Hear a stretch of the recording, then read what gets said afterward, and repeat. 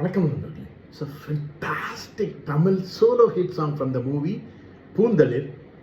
The singer is Dr. S.P. Balasubramaniam in the music of Isaignani Ilayaraja. And this song is requested by my friend Mr. Sundar. Hope you all like it. Thank you.